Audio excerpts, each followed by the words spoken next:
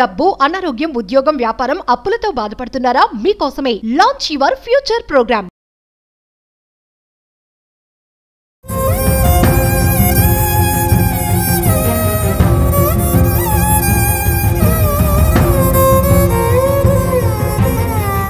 అమ్మ నమస్తే. నమస్తే సంగీత. అమ్మ రీసెంట్గా ఒక 2 days బ్యాక్ మనం చూసుకుంటే కరీంనగర్ జిల్లాలో శ్రీకాంత్ అనే వ్యక్తి పెళ్ళైన కొన్ని రోజులకే, అంటే ఇంకా నెల రోజులు కూడా కాలేదు, పురుగుల మందు తాగి సూసైడ్ చేశాడు. కారణం ఏంటంటే భార్య ప్రవర్తన. పెళ్ళైన తర్వాత ఒక ఫ్రెండ్ ఇంటికి వచ్చేసి భార్యతో ప్రవర్తించిన విధానం చూసిన తర్వాత ఆయన మనసు విరిగిపోయి నాకు భార్య అంటే వద్దు అనే సిచ్యువేషన్ కి రావడం జరిగింది. చూసాను నేను కూడా. అది తల్లిదండ్రులకు చెప్పారు, వాళ్ళు కూడా మాట్లాడదామని అన్నారు. ఇంకా నెల కూడా కాలేదు కదా, అమ్మాయి మీద ఎందుకు, కొంచెం అడ్జస్ట్ అవుతుందేమో అని చెప్పేసి టైం ఇద్దామని చెప్పేసి అనుకున్నారు. వాళ్ళు కూడా అనుకున్నారు. కానీ అది తీరా తట్టుకోలేకపోయాడు. మళ్ళీ అమ్మాయి రిపీటెడ్ గా ఇంకొక అబ్బాయితో అలా చేయడం అంతా చూసిన తర్వాత అతను తట్టుకోలేక చనిపోయాడు. పురుగుల మందు తాగిన తర్వాత హాస్పిటల్లో 12 రోజుల పాటు అవస్థ పడి మరి రీసెంట్ గా చనిపోయాడు. దీనిపైన మీ అభిప్రాయం ఏంటి? అసలు పెళ్లి అనే దానికి వాల్యూ లేకుండా పోతుందా, లేకపోతే సంబంధాలు కంటిన్యూయేషన్ అనేది అలా కంటిన్యూ అవుతూనే ఉంది, భర్తకు వాల్యూ లేకుండా? అది ఆడపిల్లల్ని తప్పు పట్టడం కాదు, కానీ ఆడపిల్లలు బాగా చెలరేగిపోతున్నారు. అంటే క్యారెక్టర్ అనేది ఎప్పుడో తీసి పక్కన పెట్టేశారు. ముఖ్యంగా యంగ్స్టర్స్, అంటే ఇప్పుడు 50 ఏళ్ళు వచ్చిన వాళ్ళలోనే ఇలాంటివి చూస్తుంటాం. ఇంకా 25 ఏళ్ల పిల్లల్ని అసలు పట్టుకోలేం కదా. మరి అమ్మాయికి వాళ్ళతో ఏం రిలేషన్ ఉందో మనకి తెలీదు. కానీ పెళ్ళంటూ అయిన తర్వాత పాతది ఏమైనా ఉంటే పాత వేసేయాలి, లేదా ధైర్యంగా ఈ పెళ్లి చేసుకోను, నేను ప్రేమించిన వాడిని చేసుకుంటాను ధైర్యంగా చెప్పగలగాలి. అక్కడ దాకా వచ్చేటప్పుడు వాళ్ళకి ధైర్యం సరిపోదు. పిల్లలు పెద్దరు తిరతారనో ఏదో భయపడతారు. భయపడి పెళ్ళైతే చేసుకుంటారు, కానీ వీళ్ళ మనసంతా ఈ బాయ్ ఫ్రెండ్ మీదే ఉంటుంది. లేకపోతే వాడు పెళ్ళయి పట్టుమని 10 రోజులు కాకుండా పరిగెత్తుకుంటూ దాన్ని చూడడానికి రావడం ఏంటి? అసలు వాళ్ళని ఇతను లోపలికి తీసుకొచ్చి కూర్చోబెట్టి వాడిని మర్యాద చేయడం ఏంటి? వాడు బుగ్గలు పుడికి చేయి పట్టుకుని ఈ ఓవర్ యాక్షన్ ఏంటి? ఎందుకు కాసేపు కూర్చొని మాట్లాడి వెళ్ళిపోవచ్చు కదా, ఎందుకు కంట్రోల్ చేసుకోలేకపోతున్నాడు వాడు? ఆ అమ్మాయిని హగ్ చేసుకోవడం కానీ, కిస్ చేయడం కానీ, బుగ్గలు పుడకడం కానీ, అసలు ఇదంతా ఏంటంటే పెర్వర్షన్ ఏమో అనిపిస్తుంది నాకు చాలా సందర్భాల్లో. ఎందుకంటే పరపురుషుడు అన్న తర్వాత వాడి స్పర్శలో ఆనందాన్ని అనుభవించకూడదు, నాకు ఇరిటేషన్ రావాలి, గొంగళి పాకినట్టు ఉండాలి ఇంకొకటి చేయబట్టుకుంటే. అలాంటిది ఆ స్పర్శను నువ్వు ఎలా ఎంజాయ్ చేస్తున్నావు?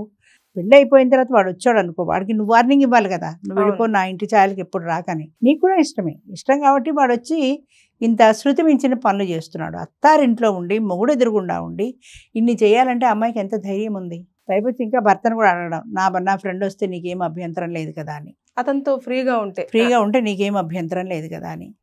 అసలు ఇతని చనిపోయిన వ్యక్తి ఎంత అమాయకుడో మరి చేతగాని వాడో నాకు అర్థం కాదు. కానీ లేకపోతే ఒకటి కొట్టి పెళ్ళాన్ని వాడిని 2 తన్ని బయటకు ఎందుకు పంపించలేకపోయాడు? లేదు, ఆ అమ్మాయి క్యారెక్టర్ మీద నీకు అనుమానం వచ్చింది, విడాకులు ఇచ్చేసుకో.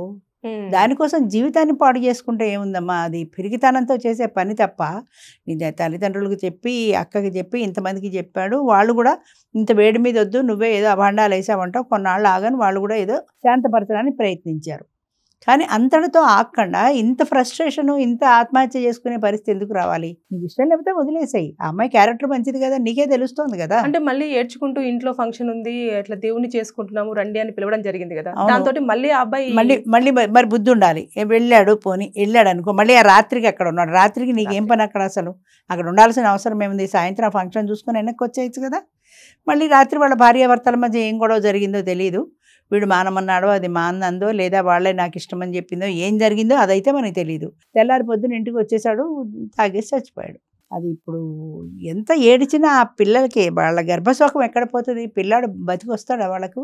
రేపు పొద్దున ఆ అమ్మాయికి ఏదో ఇంకో పెళ్లి చేస్తారు, లేదా ప్రేమించిన వాడిని చేస్తారు, దాని తంటాలు అది పడుతుంది. కానీ వీడిది ఒక లైఫ్ పోయింది, పేరెంట్స్కి పుత్రశోకం మిగిలింది. అక్క ఎవరో ఉన్నారు కదా, ఆమెకి తమ్ముడు వచ్చేటంత మనిషి తమ్ముడు చనిపోయాడు. కుటుంబాన్ని అందరినీ ఇంత బాధ పెట్టి వాడు సాధించింది ఏంటి? ఏమీ లేదు కదా. నువ్వు ఇష్టం లేకపోతే విడాకులు ఇచ్చేసుకో, హాయిగా ఇంకో పెళ్లి చేసుకోవచ్చు కదా. విడాకులు ఇస్తాను అన్న మాట చెప్పాడు కానీ మాట అయితే అన్నాడు, కానీ అప్పటిదాకా ఆగలేకపోయాడు. అంటే బహుశా రాత్రి ఇద్దరి మధ్యన ఏదో జరుగుంటుంది, దాంతో వాడు ఇంకా తట్టుకోలేకపోయాడు. అక్కడే మనసు గట్టిపరుచుకోవాలి. ఏదైనా ఒక కార్యక్రమం చేసే ముందు, మనం ఒక సూసైడ్ అలాంటి నిర్ణయం తీసుకునే ముందు స్ట్రాంగ్గా నిలబడాలి. నేనెందుకు సూసైడ్ చేసుకోవాలి? పోతే అది పోతుంది, నాకేంటి అవసరం? నేను నిలబడాలి, నా కుటుంబానికి నేను అండగా ఉండాలి అనుకోవాలి. కానీ పిరికితనంతో చచ్చిపోకూడదు. చచ్చిపోవడం అనేది ఖచ్చితంగా పిరికితనమే. అంటే ఒక సమస్య వచ్చినప్పుడు దాన్ని ఫేస్ చేసే ధైర్యం లేకపోవటం. దాన్ని ఫేస్ చేసే ధైర్యం లేక ముఖం చాటేయడం లాంటిది. చచ్చిపోవడం అంటే అంతే కదా, చచ్చిపోతే నీ ప్రపంచంతో సంబంధమే లేదు. అలా ఎందుకు చేయాలి? ఆ పిరికితనం ఎందుకు ఉండాలి? నీ తప్పేమీ లేదు, నువ్వు పెళ్లి చేసుకున్నావు, సంసారం చేస్తున్నావు, హ్యాపీగా ఉంటుందని అనుకున్నావు, నీ దురదృష్టవశాత్తు లేదు. ఆ అమ్మాయి క్యారెక్టర్ మంచిది కాదని నీకు ప్రత్యక్షంగా నీ కళ్ళతో నువ్వు చూసినప్పుడు దాన్ని చూశాననే బాధ కంటే నీకు కోపం ఆవేశం రావాలి కదా. దాని మీద నాకు అక్కర్లేదు, ఈ మనిషి నేను చూడను అనే, నాకు సంబంధం లేదనుకుని విడాకులు ఇచ్చుకున్నా పోయేది కదా, ఇంకో పెళ్లి చేసుకుని హ్యాపీగా ఉండేవాడు. అలా కాకుండా నువ్వు పిరికితనంతో దాన్ని ఆ సమస్యని ఫేస్ చేసే ధైర్యం లేక చనిపోవడం అనేది శుద్ధ పిరికితనం తప్ప ఏం కాదు. ఇక్కడ ఎవరిది తప్పుదంగా మనం చూడొచ్చు? ఖచ్చితంగా అమ్మాయిది, ఖచ్చితంగా పెళ్లి కూతురుది. పెళ్ళి వచ్చిన తర్వాత మరి పరాయి మగాడితో సరసాలేంటి? భర్త ఎదురుగుండా, దట్టు భర్త ఎదురుగుండా వాడితో సరసాలు ఆడడానికి ఆ పిల్లకి ఎంత ధైర్యం ఉండాలి? అంత ధైర్యం ఉన్నది వాడు పెళ్లి చేసేసుకుంటే పోయేది కదా, వెళ్ళిపోతే పోయేది కదా. మళ్ళీ వీడి జీవితం ఎందుకు నాశనం చేసింది? ఒక చావుకి కారణమైంది కదా. ఇప్పుడు అమ్మాయిని పట్టుకొని పోలీస్ కేసు పెట్టిన ఏం చావని, ముందైతే వాడి చావు అయిపోయింది కదా, వాడికి పుత్రశోకం మిగిలింది కదా తల్లిదండ్రులకి పెద్ద వయసులో. అంచేత ఆ పిరికితనం పనికిరాదు ఎప్పుడైనా సరే. చాలామంది 10th ఫెయిల్ అయితే సూసైడ్, ఇవాళ పేపర్లో చూశాను, ఒక ప్రేమ జంట రైలు కింద పడి ఆత్మహత్య చేసుకున్నారు. ఎందుకంటే వాళ్ళ పెద్దవాళ్ళు ఒప్పుకోలేదు కాబట్టి. ధైర్యం ఉంటే వేరే వెళ్ళి పెళ్లి చేసుకోవాలి. మీకు ఆ ధైర్యం లేదు, ఓకే, అగ్రీడ్. మీ మనసుని సమాధానపరుచుకోగలిగితే ఎవరి పెళ్ళిళ్ళు వాళ్ళు చేసుకుని మీ గత జీవితాన్ని మూతపెట్టుకోవాలి, లేదా ధైర్యంగా బ్రతకగలగాలి. అంతేగాని జీవితంలో పట్టుమని 25 ఏళ్ళు లేకుండా చచ్చిపోతే ఏమొస్తుందమ్మా? ఏం సాధించారు? చచ్చిపోయి ఏం సాధించారు? అది కూడా పిరికితనమే. అంటే ధైర్యంగా నిలబడి పోరాడే శక్తి లేక, ఓటమిని యాక్సెప్ట్ చేయలేక, పెళ్లి చేసుకోలేక, విడిగా బతకలేక, పేరెంట్స్ని ఒప్పించలేక చచ్చిపోయారు.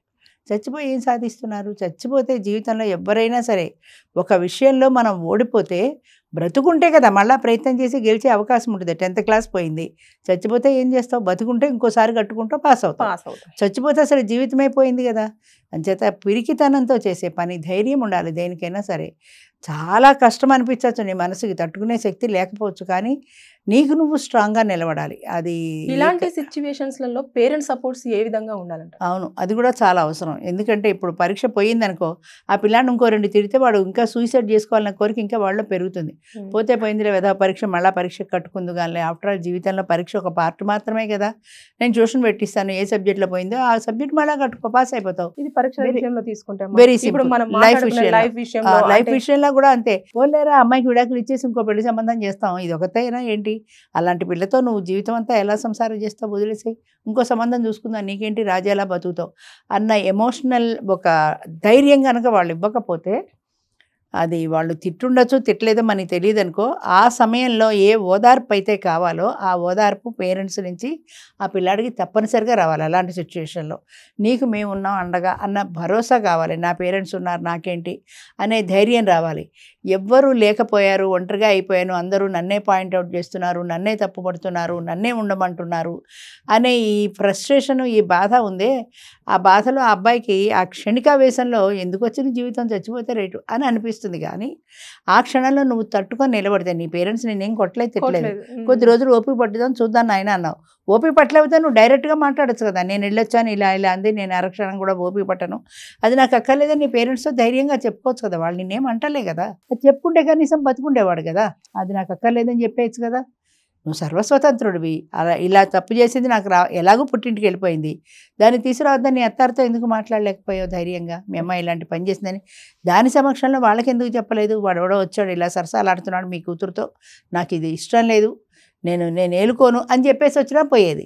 లేదా ఇంటికి వచ్చాక తన పేరెంట్స్తో చెప్పినా పోయేది, ఆ అమ్మాయిని నేను మళ్ళీ తీసుకురాను, నాకు సంబంధం లేదు, నేను విడాకులకు అప్లై చేస్తున్నాను అన్నా పోయేది. అది చేయక ఇది చేయక ధైర్యంగా పోరాడే శక్తి లేక పిరికితనంతో చచ్చిపోయి ఏం సాధించాడు? ఇంతమందిని బాధ పెట్టాడు తప్ప తను సాధించింది ఏమీ లేదు. చేతనైతే నిజంగా ధైర్యవంతులైన మగాడైతే ధైర్యంగా నిలబడతాడు, దాని క్యారెక్టర్ మంచిది కాదని ప్రూవ్ చేసుకుంటాడు, విడాకులు తీసుకుంటాడు, మళ్ళీ పెళ్లి. అంటే తప్పు చేసే వాళ్ళకు ఒక అవకాశం దొరుకుతుందని అనుకోవచ్చమ్మా? మరొక అవకాశం ఇచ్చినట్టే కదా. ఇప్పుడు ఈ అబ్బాయి చనిపోయాడు అంటే ఆ అమ్మాయి ఇంకొక పెళ్లి చేసుకుంటుంది, మళ్ళీ చేసుకుంటుంది. ఇప్పుడు ఆ ప్రేమించిన వాడినే చేసుకుంటుందో, లేదా వాళ్ళు వద్దంటే ఇంకోనే చేసుకుంటుందో, ఇంకోటి జీవితం కూడా నాశనానికి నువ్వు అవకాశం కల్పించినట్టే కదా. ఇస్తే బాగుండేదేమో. అదే ఇలాంటి మోసాల కంటే నీకు సమస్య, ఈ సమస్య కాదమ్మా, ఏ సమస్య అయినా సరే వచ్చినప్పుడు ధైర్యంగా నిలబడాలి, పోరాడాలి. కానీ ఆ సమస్యకి పెరిగితనంతో చచ్చిపోవడం పరిష్కారం కాదు. చచ్చిపోతే జీవితంలో నువ్వు ఓడిపోయినట్టే, అంతే కదా. ఈ ఓటమిని ఎదుర్కోలేక చచ్చిపోయావంటే శాశ్వతంగా నువ్వు ఓడిపోయినట్టే. దాని బదులు నువ్వు మళ్ళీ ప్రయత్నం చేసి గెలిచి సాధించి చూపించవచ్చు కదా. చచ్చిపోయి ఏం సాధిస్తారు? జీవితంలో ఒక పరీక్ష కాదు, ఇలాంటిదే వచ్చింది అనుకో, చచ్చిపోతే ఏం సాధించాడు? దానికంటే ఉండి హాయిగా విడాకులు ఇచ్చి ఇంకో పెళ్లి చేసుకుంటే అమ్మాయికి నీ జీవితం పోయింది కానీ నేను బాగానే ఉన్నానని నిరూపించగలరు కదా. అది ఉండాలి, ఆ ధైర్యం ఉండాలి. అంతేగాని చచ్చిపోవడం అనేది సమస్యకి పరిష్కారం ఎప్పుడూ కాదు, ఇప్పుడే కాదు ఎప్పుడూ కాదు. ఆ ధైర్యం కావాలి, ధైర్యంగా పోరాడే శక్తి ఉండాలి, కాన్ఫిడెన్స్ ఉండాలి, తన మీదే తనకు కాన్ఫిడెన్స్ ఉండాలి. అది లేకపోతే ఇలాగే పెరికితనంతో జీవితాలు నాశనం చేసుకుంటారు. థ్యాంక్ యూ థ్యాంక్ యూ అమ్మా.